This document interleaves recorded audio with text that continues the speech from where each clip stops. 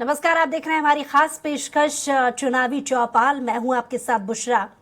तो छत्तीसगढ़ में पहले चरण में वोटिंग 7 नवंबर को होने जा रही है। इसमें 20 सीटों पर मतदान किए जाएंगे और इसी चरण में बीजेपी के डॉक्टर रमन सिंह, विक्रम उसेंडी के साथ कांग्रेस अध्यक्ष दीपक बैज और मोहम्मद अकबर, मोहन मरकाम, कवासी लखमा जैसे दिग्गज नेताओं की किस्मत का फैसला होगा। पहले चरण में दुर्ग संभाग की सभी 8 सीटें शामिल हैं। इस इलाके से मोहम्मद अकबर, यशोदा वर्मा, भावना बोहरा, डॉक्टर रमन सिंह की किस्मत का फैसला होना है और इस इलाके की मुख्य सीटों में कवर्धा, राजनांदगांव पर सबकी नजर बनी रहेगी। वहीं बात की जाए बस्तर संभाग की तो यहां 12 सीटों पर वोटिंग होनी है। इसमें से सभी सीटें एसटी के लिए आरक्षित है और इस इलाके की अंतागढ़, भानुप्रतापपुर, कोंडागांव, दंतेवाड़ा, बीजापुर सीट पर सबकी नजरें बनी रहेंगी। यहां से बीजेपी के विक्रम उसेंडी, नीलकंठ टेकाम, किरण सिंह देव, सोयम मुका समेत कांग्रेस की सावित्री मंडावी, मोहन मरकाम, दीपक बैज, कवासी लखमा की किस्मत का फैसला होना है। तो पहले चरण के 20 विधानसभा क्षेत्रों में मतदाताओं की कुल संख्या 40,78,681 है, जो छत्तीसगढ़ के राजनीतिक भविष्य का फैसला करेगी।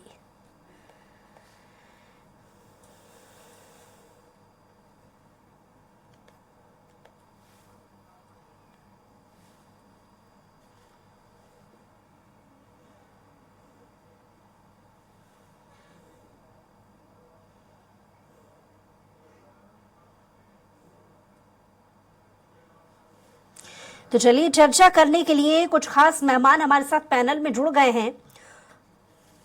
कौशल जी हमारे साथ लाइव जुड़ गए हैं, जो कि राजनीतिक विश्लेषक हैं। बहुत बहुत स्वागत है आपका। जी नमस्कार। कौशल जी, समीकरणों को आज हम समझ रहे हैं कि 20 सीटें जो पहले चरण में होने वाली हैं, उन 20 सीटों में सियासी समीकरण क्या कहता है?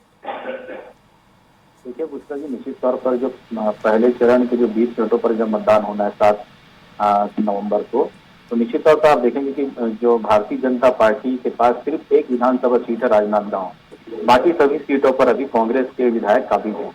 तो मुझे ऐसा लगता है कि जो भारतीय जनता पार्टी लगातार जिस तरह से मेहनत करे, अमित शाह लगातार बस्तर के दौरे पर रहे हैं, उनके जितने भी केंद्रीय मंत्री वो लगातार बस्तर और राजनांदगांव दुर्ग संभाग के दौरे पर जा रहे हैं।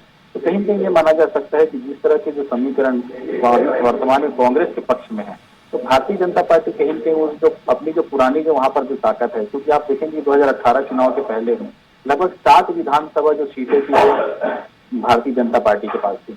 तो उन सीटों को पर काबिज होने के लिए लगातार मेहनत कर रही है। दुर्ग संभाग की सिर्फ एक सीट है जो राजनांदगांव, जहां रमन सिंह जो पूर्व मुख्यमंत्री रहे उनके पास है। तो कहीं न कहीं इस बार आप देखेंगे कि नेट टू नेट मुकाबला लगातार देखने को मिला, क्योंकि कई कैंडिडेट ऐसे हैं जहां पर वहां पर विरोध के भी स्वर उठे हैं। तो इस तरह आप देखेंगे बस्तर में जो कांग्रेस है उन्होंने 5 विधायकों की टिकट काटी है। तो कांग्रेस भी ये जानती है कि बस्तर की उसका जो सीट है वहां से होकर सत्ता का रास्ता जाता है और सत्ता का रास्ता तय करने के लिए बस्तर को किसी भी शर्त पे वो खोना नहीं चाहते हैं। इसलिए आप देखेंगे राहुल गांधी जी की सभा बस्तर में कराई गई और दुर्ग संभाग में आप देखेंगे प्रियंका गांधी की सभा कराई।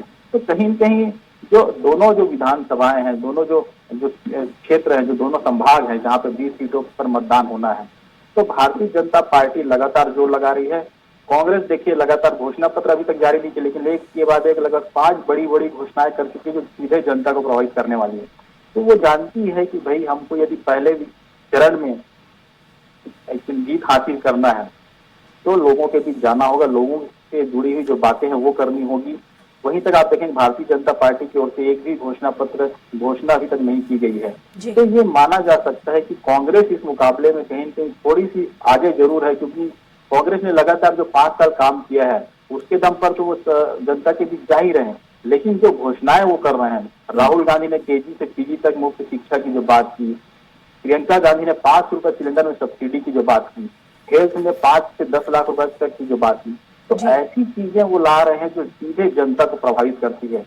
तो मुझे ऐसा लगता है कि पहले चरण का जो मुकाबला है वो काफी दिलचस्प होगा, क्योंकि इस बार जो आदिवासी पार्टी के जो नेता है, हमारा राज पार्टी के जो नेता, वो भी उन सीटों पर खड़े हुए हैं। तो कहीं मुझे ऐसा लगता है कि चुनाव काफी दिलचस्प होने वाला है। जी, इसमें कोई दो राय नहीं है कि मौजूदा स्थिति को अगर हम आकलन करके देखें तो जिन 20 सीटों पर चुनाव होना है उसमें 20 में से 19 सीटें मौजूदा वक्त में कांग्रेस के पास रही हैं।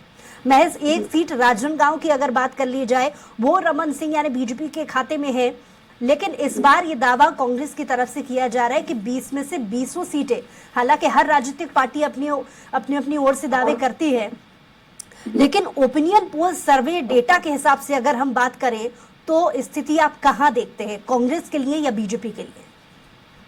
देखिए, अभी जो फर्स्ट ओपिनियन पोल जो अलग अलग जो स्रोतों से आ रहे हैं उसमें अभी नेट टू नेट मुकाबला लगातार बताया जा रहा है। बस्तर की 12 विधानसभा सीटों में आप देखेंगे कि कांग्रेस और बीजेपी लगभग बराबर बराबर सीटों पर फाइट पर हैं। वही उसी तरह दुर्ग संभाग की बात करें तो वहां पर भी लगभग भाजपा और कांग्रेस बराबर बराबर सीटों पर है। तो जब मतदान होगा, जब मतदान के जो प्रतिशत आएंगे, लोगों का जो रुझान दिखेगा, उसके बाद ही ये कहा जा सकता है 7 नवंबर को कि वोटिंग का जो परसेंटेज है वो कितना गया है और लोगों का जो रुझान है वो किस ओर है। क्योंकि अभी से आप प्रिडिक्शन करेंगे तो मुझे ऐसा लगता है जल्दबाजी होगी। जब मतदान का प्रतिशत आप देखेंगे बस्तर में निश्चित रूप से बहुत ज्यादा मतदान होते हैं, क्योंकि वहां पर लोग सुबह से लाइन में लग जाते हैं।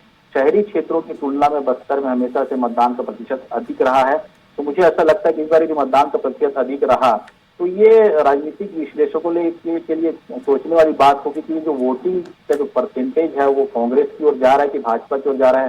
क्योंकि जब वोटिंग का धीरे धीरे जब शाम के 5 बजे तक आंकलन आएगा तो मुझे ऐसा लगता है कि स्थिति स्पष्ट होगी और उसके बाद ये प्रोडिक्शन करना मुझे लगता है कि बहुत सही होगा कि कांग्रेस की ओर ज्यादा रुझान है लोगों का कि भाजपा की ओर। और आज हम क्योंकि संभाग स्तर पर भी अलग अलग सीटों का आकलन करके जब बात कर रहे हैं,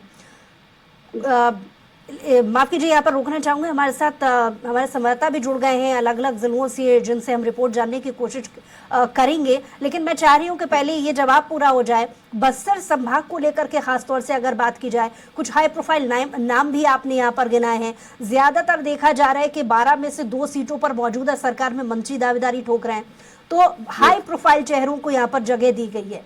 तो ऐसी स्थिति में बस्तर संभाग की अगर सिर्फ बात करें तो क्या स्थिति आप देखेंगे?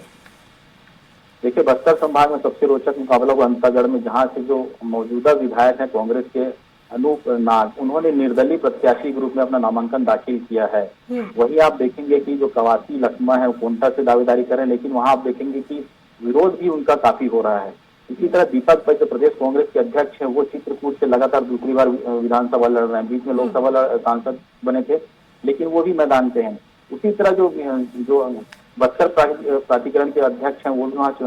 तो मुझे ऐसा लगता है जो विधानसभा के उपाध्यक्ष संतराम नेता वो भी वहां से मैदान में। तो इस बार काफी जो बड़े चेहरे हैं, बड़े नाम, उनके सामने दिग्गजों को उतारा गया है और विक्रम उसेंडी, महेश गागड़े, जो पूर्व मंत्री रह चुके, केदार कश्यप, ऐसे लोग भाजपा की ओर से प्रत्याशी बनाए गए हैं। तो मुझे ऐसा लगता है कि इसलिए मैंने कहा ना कि जो प्रोडक्शन आ रहा है, जो शुरू में जो आ रहे हैं वो 50-50 का रेशियो आ रहा है कि कांग्रेस और बीजेपी के पास दोनों के पास बराबर बराबर सीटें जीतने को अवसर होता है बस्तर में। ठीक है, दुर्ग संभाग से भी आपसे एनालिसिस रिपोर्ट हम जानेंगे, लेकिन हमारे साथ संवाददाता जुड़ गए हैं दिलीप साहू। दिलीप, दुर्ग से अभी तक की जो रिपोर्ट है एनालिसिस की वो क्या कहती है?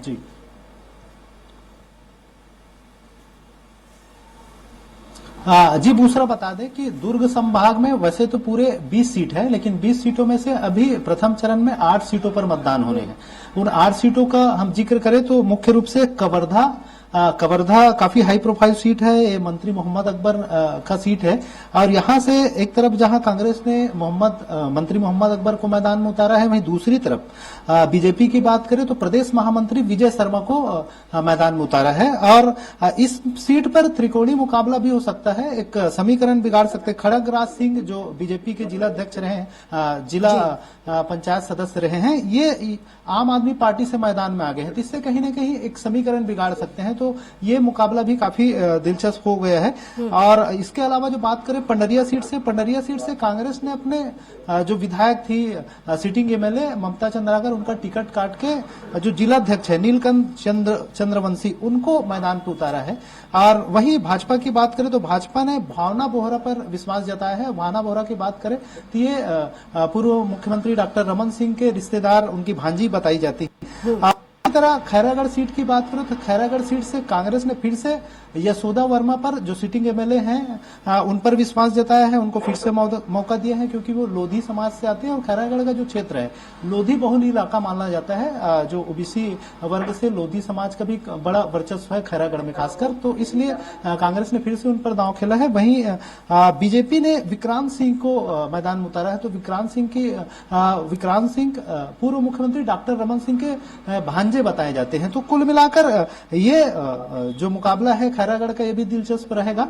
इसके अलावा राजनांदगांव सीट की बात करें तो राजनांदगांव सीट से कांग्रेस ने जहां गिरीश देवांगन, जो खास करके ये बलौदा बाजार से टिकट चाह रहे थे, बलौदा बाजार या फिर भाटापारा से टिकट की उम्मीद जता रहे थे, लेकिन इन्हें ये क्योंकि सीएम के खास माने जाते हैं और कद्दावर नेता है, अभी खनिज विकास निगम के अध्यक्ष भी हैं, उन्हें कांग्रेस ने उन पर विश्वास जताया है और उन्हें रमन सिंह के मुकाबले मैदान पे खड़ा किया है। क्योंकि बीजेपी से पूर्व मुख्यमंत्री डॉक्टर रमन सिंह है, लगातार 3 बार के एमएलए हैं, तो कहीं ना कहीं ये राजनांदगांव सीट भी काफी हाई प्रोफाइल है और कांग्रेस पूरा जोर लगा रही है गिरीश देवांगन को उतारकर। वहीं डोंगरगढ़ सीट की बात करें तो डोंगरगढ़ सीट से कांग्रेस ने भुवनेश्वर बघेल, जो उनके पुराने विधायक थे, उनका टिकट काट के उनके जगह पर हर्षिता बघेल को मैदान में उतारा है।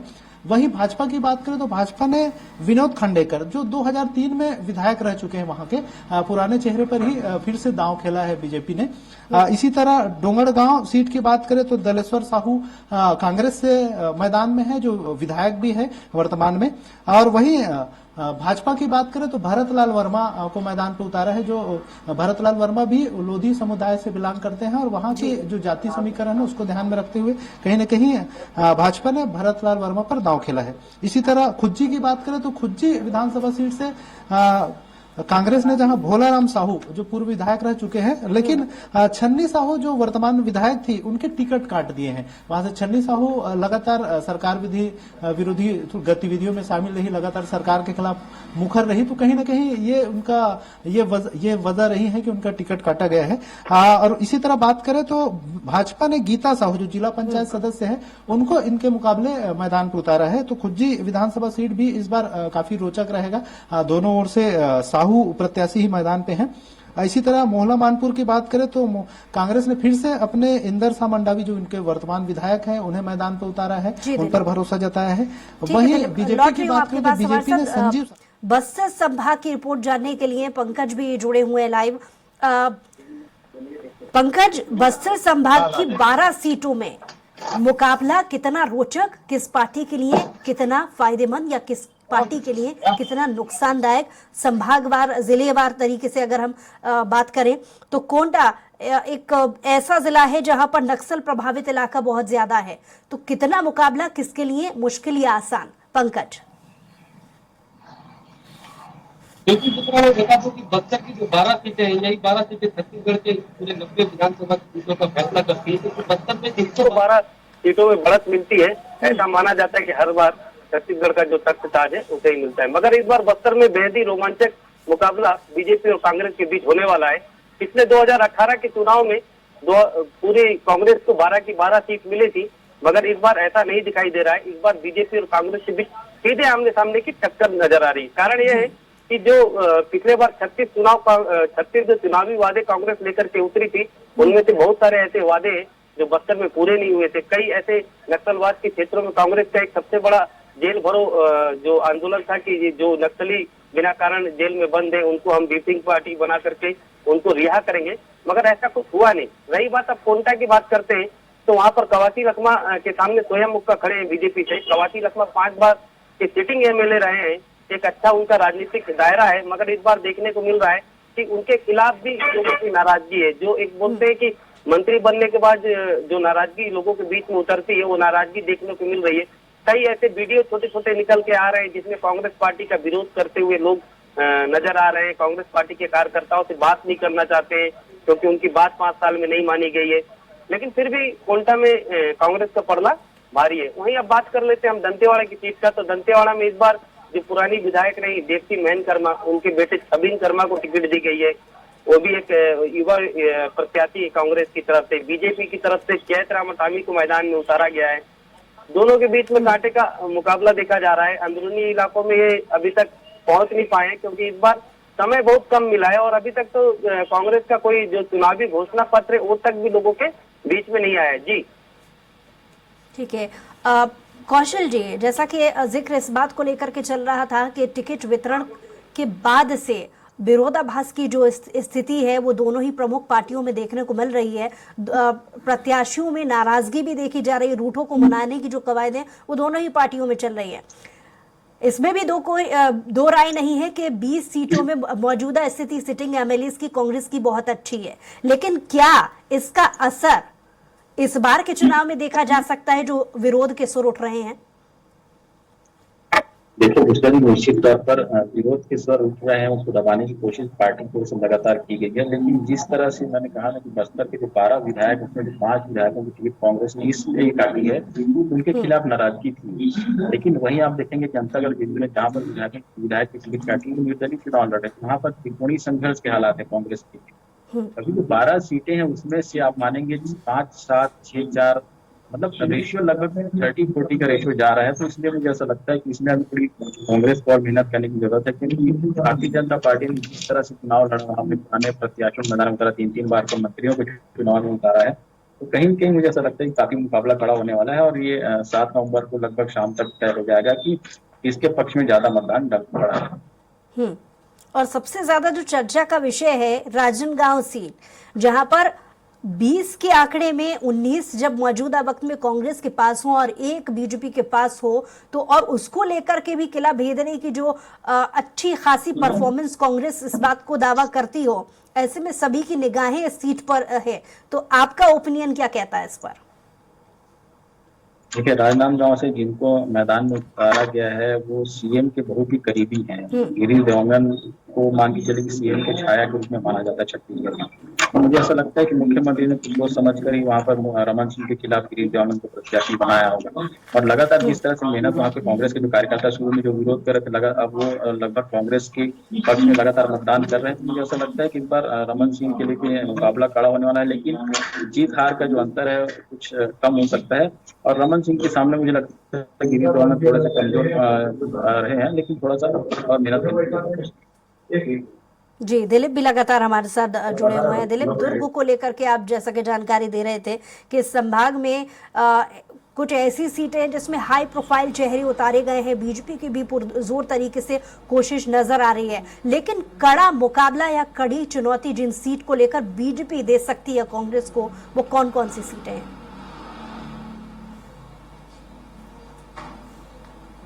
जी बिल्कुल दूसरा, दुर्ग जिले की बात करें तो अभी जो 8 विधानसभा सीटों पर जहां चुनाव हो रहे हैं उसमें मुख्य रूप से जो कड़ा मुकाबला जो देखने को मिलेगा वो कवर्धा में मिलेगा, क्योंकि कवर्धा काफी हाई प्रोफाइल सीट है और मंत्री मोहम्मद अकबर जहां मैदान में है कांग्रेस से, वही बीजेपी ने विजय शर्मा को उतारा है। बीजेपी पूरा ताकत झोंक रही है। कल ही जो योगी आदित्यनाथ है उत्तर प्रदेश के मुख्यमंत्री, वे वहां आने वाले हैं, बड़ी सभा होगी और लगातार बीजेपी कहीं ना कहीं एक हिंदुत्व का कार्ड खेल रही है और वो चाह रही है कि हिंदुत्व के कार्ड के सहारे पार पाए। खास करके जो कवर्धा, बेमेतरा और जो साजा का जो क्षेत्र है, वहां जो बीरनपुर की घटना हुई थी, बीरनपुर में मुस्लिम समुदाय के कुछ लोगों के द्वारा एक हिंदू समाज, साहू समाज के एक लड़के के साथ जो हुआ था घटनाक्रम, उसमें एक सामुदायिक मतलब सांप्रदायिक जो रंग देने का प्रयास किया गया था। कहीं ना कहीं बीजेपी लगातार उसको हर मन से भुनाने का प्रयास कर रही है। चाहे अमित शाह अभी हाल ही में आए थे तो उन्होंने भी एक मन से, जब राजनांदगांव आए थे रमन सिंह के जो उसमें नामांकन के दौरान, तो उस दौरान भी उन्होंने ये बातें कही थी और कहीं ना कहीं बीजेपी चाह रही थी कि उसको सांप्रदायिक रंग देकर कहीं ना कहीं उस सीट को जीतने का प्रयास करेगी। तो एक काफी हाई प्रोफाइल सीट है कवर्धा। इसके अलावा प्रमुख रूप से बात करें तो राजनांदगांव दूसरी बड़ी सीट है, क्योंकि पूर्व सीएम डॉक्टर रमन सिंह के मुकाबले गिरीश देवंगन मैदान पे है कांग्रेस से, तो कहीं ना कहीं ये सीट भी काफी अहम रहेगा, काफी हाई प्रोफाइल सीट है। यहाँ भी हालांकि अभी तक डॉक्टर रमन सिंह का पलड़ा भारी नजर आ रहा है, लेकिन जिस तरह से, क्योंकि सीएम के काफी करीबी हैं गिरीश देवंगन, और ऐसे में जिस तरह से कांग्रेस अपनी रणनीति के तहत जो काम कर रही है कि एक बड़ा चेहरा को वहां पर ले जाकर और सभी जो कांग्रेस के तमाम जो स्थानीय दावेदार थे उन सभी को साथ में लेकर जिस तरह से रणनीति बना रही है, तो कहीं ना कहीं यहाँ भी एक कड़ा मुकाबला देखने को मिलेगा।